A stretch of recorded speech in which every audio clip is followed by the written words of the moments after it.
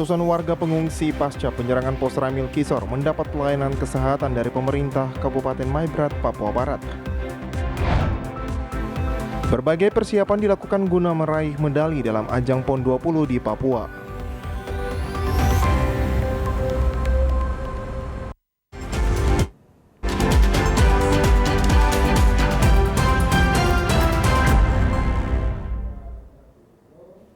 Salam jumpa pemirsa, senang sekali saya Estika dapat kembali menjumpai Anda dalam program berita Papua Barat hari ini.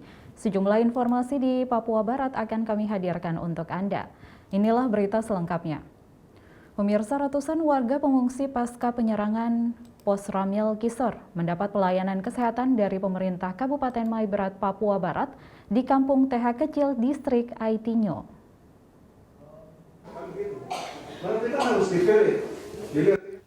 Bupati Maibrat Bernard Sagrim didampingi Dandim 1809 Maibrat Letkol Infantri Heri Ismail mendatangi warga yang mengungsi di kantor Kampung TH Kecil Distrik Aitinyo pada Kamis 9 September 2021. Dari data Pemda Maibrat mencatat ada 9 kampung yang terdiri dari 127 kepala keluarga dan 445 jiwa yang masih mengungsi di rumah warga sekitar Aitinyo Raya. Kunjungan Bupati Maibrat bersama Dandim 1809 Maibrat melihat secara langsung kondisi kesehatan para pengungsi yang sudah berada di Aitinyo selama 1 minggu pasca penyerangan Pos Ramil Kisor yang menyebabkan 4 prajurit TNI Angkatan Darat gugur. Warga Aifat Raya yang mengungsi di rumah maupun kantor kampung mengaku mereka masih trauma akibat kejadian pembantaian yang dilakukan oleh kelompok separatis teroris. Bupati Maibrat Bernard Sagrim mengatakan kondisi kesehatan dari warga pengungsi yang mayoritas perempuan dan anak-anak dalam keadaan sehat. Menurut Sagrim, sebelum dilakukan treatment para pengungsi ini sudah dilakukan pendataan. Seperti warga yang mengungsi di Kampung TH Kecil, di data mereka sudah lengkap sehingga ada pelayanan kesehatan dan bantuan pakaian bekas serta bantuan bahan makanan. Selain pelayanan kesehatan, kata Bernard Sagrim, ruang sekolah dipersiapkan khusus bagi anak-anak pengungsi sehingga mereka ada aktivitas belajar sambil menunggu para pengungsi tersebut kembali ke kampung mereka masing-masing. Di data, kita pastikan, oke dari kampung ini sekian-sekian ada di distrik ini, ada di kampung ini. Nanti di kampung sana lagi, dari sekian-sekian ada di kampung ini, ada di distrik ini. Dari situ baru kita lakukan treatment. Contoh, yang sekarang di sini. Kenapa di sini mendapat pelayanan duluan? Kita drop itu, mulai dari kemarin kita drop pakaian bekas, makanan. Terus hari ini kita Bapak suruh untuk pelayanan kesehatan karena mereka datanya sudah lengkap. Berarti kita kasih pelayanan. Termasuk yang tadi Bapak sampaikan. Saya sudah perintah Kepala Dinas Pendidikan cari sekolah terdekat biar mereka sekolah 1-2 hari, yang penting mereka ada di sekolah. Begitu. Yang tadi Bapak Panglima sampaikan di dalam himbauan itu. Kan satunya kembali aktivitas sekolah. Kalau belum ke sana berarti kita selamatkan di sini dulu sehingga anak-anak ini itu artinya negara hadir untuk memberikan kepastian itu. Bupati Maibrat menghimbau kepada masyarakat Aifat Raya yang masih mengungsi pasca insiden penyerangan itu diminta kembali ke rumah masing-masing dan beraktivitas seperti biasanya. TNI Polri hadir untuk melindungi masyarakat bukan menakuti, namun di sisi lain para pelaku yang dikejar bukan masyarakat sipil, kata Bupati Maibrat. Avatar Polres Manokwari kembali membekuk seorang pemuda berinisial AM yang diduga melakukan pencurian 1 unit kendaraan bermotor di Manokwari. Kapan Kapolres mau rilis? Kepada TVRI Papua Barat di ruang kerjanya, Kasat Reskrim Polres Manokwari, Ibtu Arifal Utama, membenarkan pada Selasa 7 September 2021 kemarin, sekitar pukul 11 siang waktu Indonesia Timur, setelah melakukan mobile di sekitar lokasi, tim Avatar melihat satu tersangka kasus pencurian berdasarkan laporan polisi nomor 288 tahun 2021 berinisial AM. Setelah dibawa ke Polres Manokwari, pelaku lalu diperiksa dan tim Avatar pun berhasil mengamankan 2 unit motor masing-masing Yamaha Jupiter dan Honda Revo warna hitam.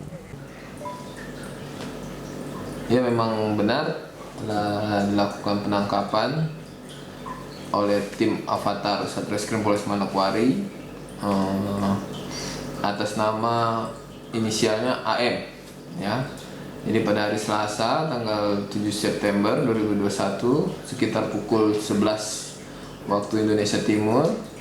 Jadi pada saat tim Avatar melakukan mobile mobile dan terus melihat ada satu tersangka kasus pencurian berdasarkan LP 288/5 Romawi /2021 Papua Barat Res Manokwari atas nama AM, sehingga dibuntuti dan dilakukan penangkapan oleh tim Avatar Polres Manokwari.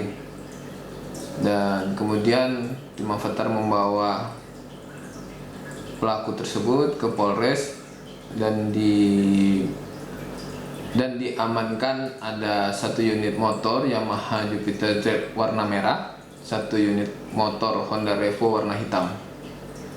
Jadi tersangka dijerat pasal 363 KUHP, ancamannya 7 tahun. Arifal mengatakan pelaku AM sendiri merupakan residivis dan sudah pernah masuk dan keluar dari lapas dengan aksi yang sama. Dalam melakukan aksinya, modus yang dilakukan pelaku yaitu berpura-pura mendorong motor, lalu dibawa kabur untuk selanjutnya kontak kunci motor diganti pelaku. Kebetulan ini residivis juga, sudah pernah masuk lapas, kemudian keluar dan melakukan lagi. Sehingga itu ditangkapnya di mana Bapak? Di daerah Sanggeng.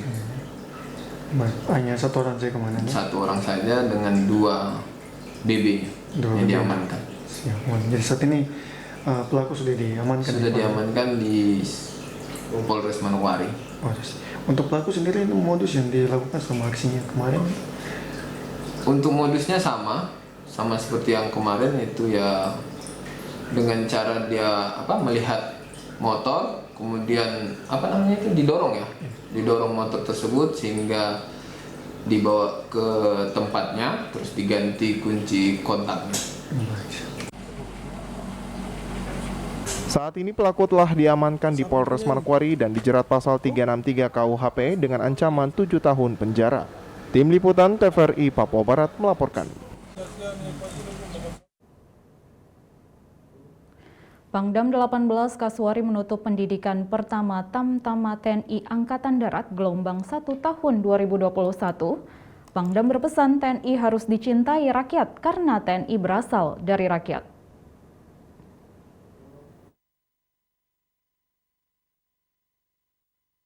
Pangdam 18 Kasuari Majen TNI Inyoman Santiasa menutup pendidikan pertama Tamtama atau Diktamat TNI Angkatan Darat gelombang pertama tahun 2021. Kodam Kasuari di lapangan upacara Rindam 18 Kasuari Momiwaren, Manokwari Selatan pada Selasa 7 September 2021. Sebanyak 200 prajurit siswa mengikuti upacara penutupan sekaligus dilantik menjadi prajurit TNI karena telah menempuh pendidikan selama 5 bulan. Dari seluruh prajurit yang dilantik, sebanyak 61 orang merupakan orang asli Papua. Momen tersebut merupakan peristiwa yang penting dan bersejarah bagi mantan prajurit siswa karena telah mengalami perubahan status dari sipil menjadi militer dan menjadi bagian dari prajurit TNI yang siap mengabdi kepada bangsa dan negara. Pangdam 18 Kasuari Majen TNI Inyoman Santiasa berpesan kepada 200 prajurit yang telah mengikuti pendidikan agar dapat menjadi prajurit yang tanggap serta memegang sumpah prajurit dan dapat melaksanakan 8 wajib TNI di tengah kehidupan masyarakat. Dan yang paling terpenting, TNI harus dicintai rakyat karena kita berasal dari rakyat. 5 bulan kalian telah digembleng dan dibekali oleh para pelatih, pembina dan pengajar dalam kawah Canda di Muka Rindam 18 Kasuari dengan berbagai materi dasar keprajuritan berupa pengetahuan dasar kemiliteran, keterampilan keprajuritan, mental kejuangan agar kalian dapat menjadi prajurit TNI Angkatan Darat yang tanggap, tangguh dan terengginas, berjiwa sampan marga dan sumpah prajurit serta dapat melaksanakan 8 wajib TNI di tengah kehidupan masyarakat. Kita harus dicintai oleh rakyat. Sekali lagi, kita harus dicintai rakyat. Bagaimana caranya? Kau harus baik-baik dengan rakyat. Kalian harus bisa merebut hati rakyat. Karena kita berasal dari rakyat. Dan kita bekerja untuk rakyat. Nanti ke depan endingnya adalah kalian harus mandunggal dengan rakyat. Pangdam juga berharap kepada para prajurit baru agar dapat menjaga sikap dan perilaku, serta dapat menyesuaikan dengan norma dan etika seorang prajurit TNI. Dan ia juga mengingatkan harus disiplin, jangan ada pelanggaran, jangan kecewakan orang tua. Upacara dilakukan dengan menerapkan protokol kesehatan. Setelah penutupan, rencananya para prajurit baru tersebut akan mengikuti pendidikan lanjutan sesuai kecabangan masing-masing. Tim Liputan TVRI Papua Barat melaporkan.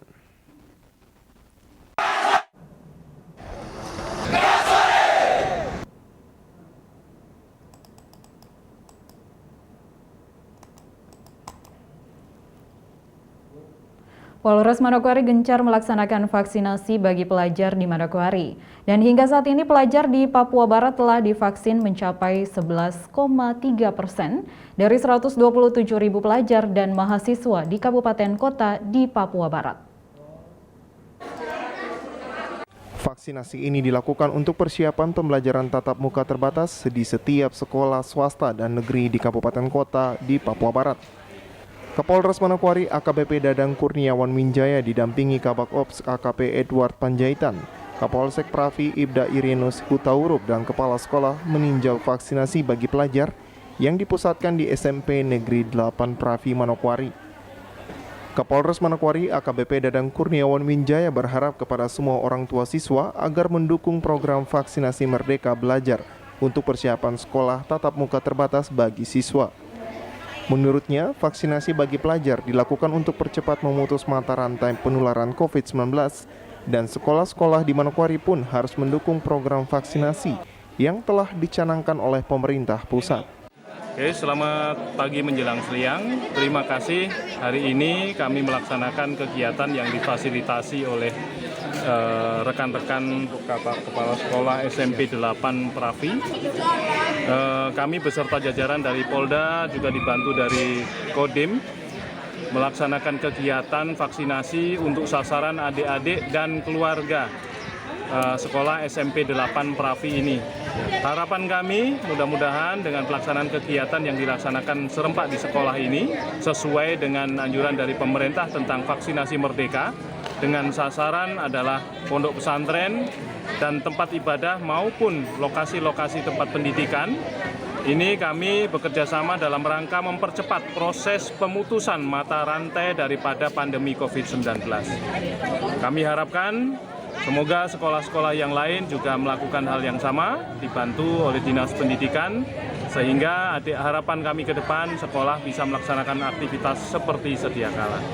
Vaksin aman, vaksin sehat, vaksin halal. Target vaksinasi bagi pelajar di SMP Negeri 8 Manokwari mencapai 300 orang pelajar yang telah divaksinasi. Natalindo Kerewai TVRI Papua Barat melaporkan.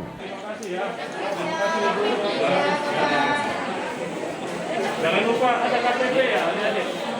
Informasi selanjutnya akan hadir setelah jeda berikut ini. Tetaplah bersama kami.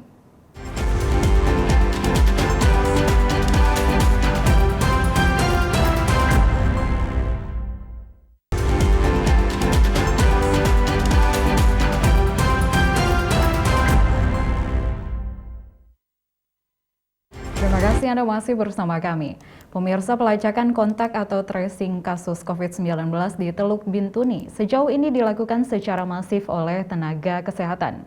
Namun hasil tracing yang dilakukan tersebut tidak tercatat dalam database gugus tugas nasional.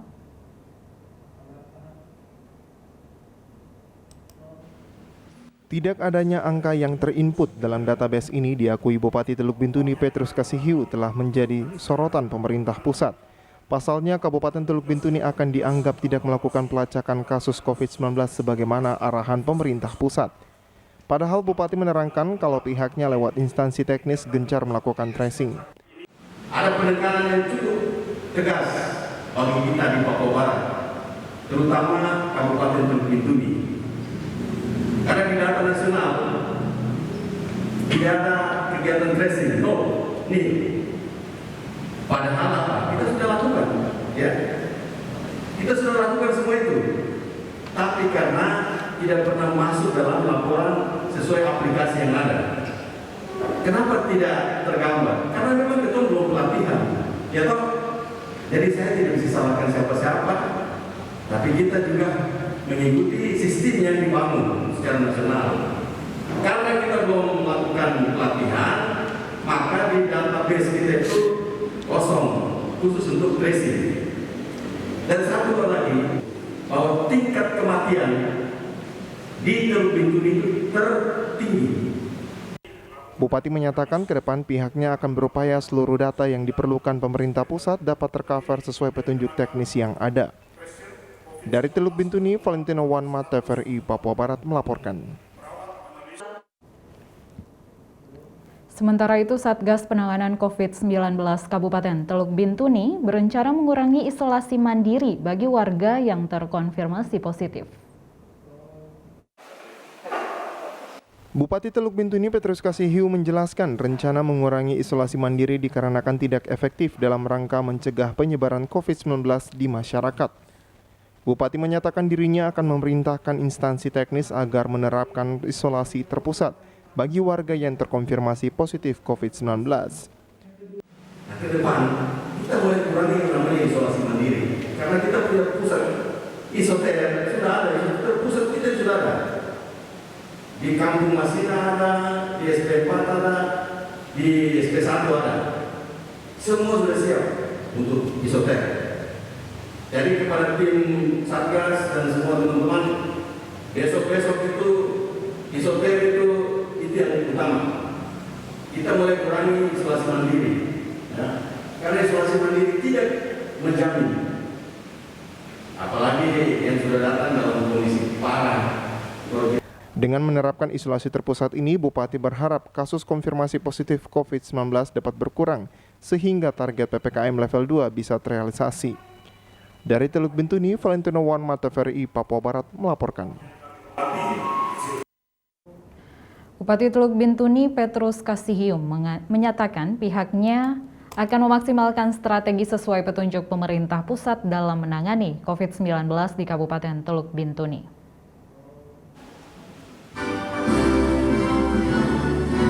Demikian dikatakan Bupati saat memberi sambutan pada kegiatan pelatihan tes lacak isolasi yang diberikan kepada para medis dan anggota TNI Polri di Gedung Women and Child Center Bintuni, Rabu 8 September 2021. Bupati menerangkan hanya dengan penerapan pola penanganan yang sesuai dengan prosedur maka pandemi COVID-19 dapat dikendalikan dengan baik. Oleh sebab itu, Bupati meminta kerjasama seluruh pihak terutama lembaga keagamaan dan masyarakat adat agar target tersebut dapat terwujud. Dalam pengendalian pandemi ini ada 3 strategi yang saling bersinergi, yaitu 3M, memakai masker, menjaga jarak, dan mencuci tangan pakai sabun. Barang ini sudah ulang-ulang kita bicara. Dan itu menunjukkan tugas kita semua, tugas masyarakat, tugas pemerintah, tugas aparat keamanan TNI Polri, tugas bapak-bapak di bidang keagamaan, kerohanian, ya. Siapa saja. Ini menjadi tugas kita semua. Saya tadi baru dari kantor Bupati lewat ke sini. Saya geleng-geleng kepala. Karena ada masih santai jalan tanpa masker. Artinya dia tidak sayang dirinya. Ya, ini satu perilaku yang sampai hari ini kita bicara sampai bosan juga. Bupati berharap masyarakat Teluk Bintuni dapat kooperatif menerapkan anjuran pemerintah khususnya vaksinasi COVID-19 demi terwujudnya herd immunity. Dari Teluk Bintuni, Valentino Wanma, TVRI Papua Barat melaporkan. Informasi selanjutnya akan hadir setelah jeda berikut ini, tetaplah bersama kami.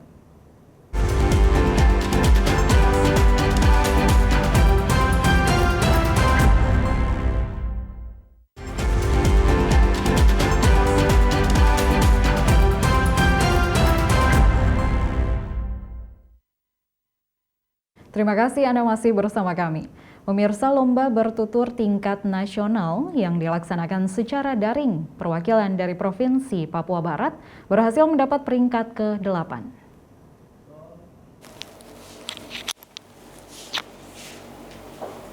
Lomba bertutur bagi siswa-siswi tingkat nasional tahun 2021 dilaksanakan secara daring dan diikuti oleh 34 siswa-siswi terbaik perwakilan dari provinsi di seluruh Indonesia. Lomba yang berlangsung dari tanggal 6 hingga tanggal 10 September 2021 telah selesai dilaksanakan. Dan yang berhasil menjadi juara 1 yaitu Pelangi Tunjung, perwakilan dari Jawa Timur dengan membawakan cerita Pak Mendong dan Ibu Mendong. dengan total poin yang didapat 4.220. Sedangkan Demianus Renyaan, perwakilan dari Papua Barat, yang membawakan cerita rakyat tentang Danau Ayamaru, puas di posisi ke-8 dengan poin 4.063.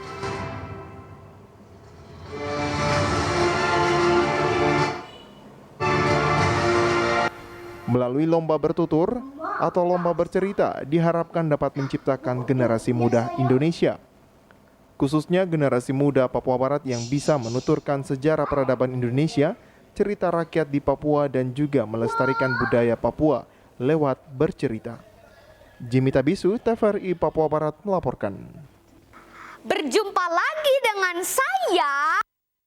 Pemirsa, kita beralih ke berita olahraga. Berbagai persiapan dilakukan guna meraih medali dalam ajang PON 20 di Papua. Salah satunya cabang olahraga menembak, yang mana optimisme dalam mengharumkan nama Papua Barat sangatlah tinggi. Persatuan Menembak dan Berburu Seluruh Indonesia Perbakin Papua Barat mengirimkan 3 atlet potensial putra dan putri untuk mengikuti Pekan Olahraga Nasional atau PON 20 yang digelar di Provinsi Papua. Asisten pelatih menembak Papua Barat Hasan mengatakan 1 atlet diturunkan pada nomor menembak reaksi. Ya harus emas ya.